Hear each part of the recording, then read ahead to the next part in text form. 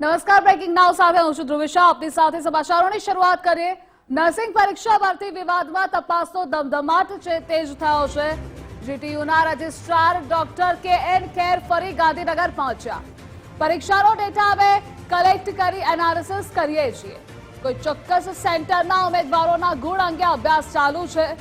આરોગ્ય વિભાગના અધિકારીઓ સાથે બેઠક બાદ નિર્ણય લઈશું.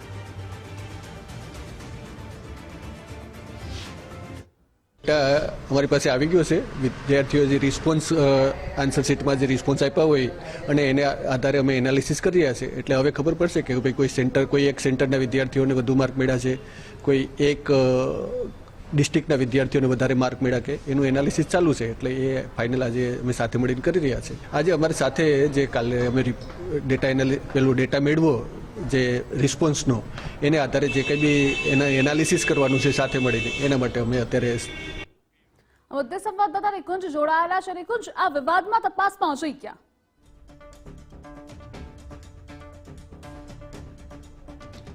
શ્રી ધ્રુષા, ફરી એકવાર આરોગ્ય વિભાગની એક મહત્વની બેઠક આ નર્સિંગ ભરતી કૌભાંડને લઈને થવાની છે. કથિત રીતે આ ગેરરીતિ થઈ છે તે પ્રકારનો આક્ષેપ છે અને જે પ્રકારની સિક્વન્સ ABCD D સુધીની જે અમુક પેપરોના આન્સર કીની અંદર જોવામાં આવી છે તે સંદર્ભે ગઈકાલે પણ એક બેઠક થઈ હતી, જેની અંદર આરોગ્ય વિભાગે GTUને જે પરીક્ષા કન્ડક્ટ કરે છે તેમને આ સમગ્ર ઘટનાક્રમની અંદર તલસ્પર્શી તપાસ કરવા માટેના નિર્દેશ આપ્યા છે. ખાસ કરી ડેટા એનાલિસિસ થઈ રહ્યું છે કે કેટલા વિદ્યાર્થીઓને આ પ્રકારની સિક્વન્સના આધારે લાભ થયો છે. કોઈ નિશ્ચિત સેન્ટર જે છે ત્યાં તો આ પ્રકારની સિક્વન્સ દરેક વિદ્યાર્થીએ ફોલો કરી છે કે નથી કરી, કારણ કે હવે તમામ પેપરો GTU પાસે છે, જે પરીક્ષા કન્ડક્ટ કરે છે તેની પાસે છે અને તેને રિઝલ્ટ પર પ્રાઇમરી જે છે તે ચકાસ્યું છે અને તેના આધારે આ ડેટા એનાલિસિસ જે છે તે કરવામાં આવી રહ્યું છે. આરોગ્ય કમિશનરની હાજરીમાં થોડા સમય બાદ એક મહત્વની બેઠક શરૂ થશે. GTUના રજિસ્ટ્રાર KN ખેર પણ અત્યારે ગાંધીનગર પહોંચ્યા છે અને થોડા સમયમાં આ બેઠક પણ શરૂ થશે, જેની અંદર આ સમગ્ર ઘટનાક્રમનું ચર્ચા થશે, તપાસ થશે અને અત્યાર સુધીની પ્રાઇમરી તપાસ જે GTUએ કરી છે તે બાબત પણ તે આરોગ્ય વિભાગ સમક્ષ રજૂ કરશે.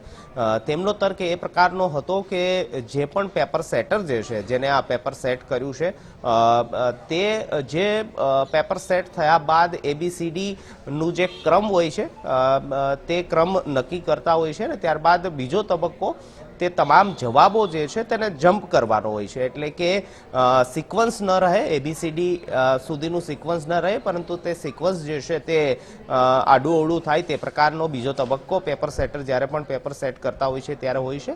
આ કિસ્સાની અંદર GTUનો તર્ક એવો છે કે બીજો તબક્કો જે તમામ આન્સરો જે છે તેને જમ્પ કરાવવાનો હોય છે તે કોઈ કારણોસર પેપર સેટર જે છે તેનાથી ચૂકાઈ ગયો અને તેના કારણે જે સિક્વન્સ બની છે તે ABCD D સુધીની બની છે અને તેના કારણે અમુક વિદ્યાર્થીઓને લાભ પણ થયો હોઈ શકે, અમુક વિદ્યાર્થીઓને ગેરલાભ પણ થયો હોઈ શકે.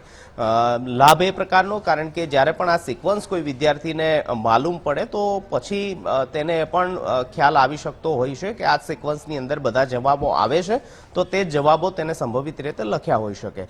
ગેરલાભ એ પ્રકારનો પણ છે કે કોઈ વિદ્યાર્થીને આન્સર આવડતો હોય પરંતુ તેના મનમાં એવું પણ થાય કે આ પ્રકારની સિક્વન્સ ન હોઈ શકે અને તેના કારણે તો પોતાને જવાબ આવડતો હોવા છતાં પણ કદાચ તેને ખોટો લખ્યો હોય તે બાબત પણ ધ્યાને છે. અને આથી ઉપર એ વિષય પર પણ તપાસ જે છે તે કરવામાં આવી રહી છે કે શું આ પ્રકારની સિક્વન્સ આપીને કોઈ વિદ્યાર્થીને લાભ અપાવવા માટેનો કે એ પ્રકારનું કોઈ પરીક્ષાની અંદર ગેરરીતિ કે ગડબડ છે કે નહીં, તે દિશાની અંદર પણ આરોગ્ય વિભાગ અને GTU તપાસ કરી રહી છે. તપાસનો ધમધમાટ શરૂ છે અને તે તપાસ વચ્ચે આરોગ્ય વિભાગની અધ્યક્ષતામાં એક મહત્વની બેઠક પણ આ નર્સિંગ પરીક્ષાના વિષયને લઈને થોડા સમયમાં શરૂ થવા જઈ રહી છે. જે નિકુંજ, જોડાવા બદલ આભાર આપનો.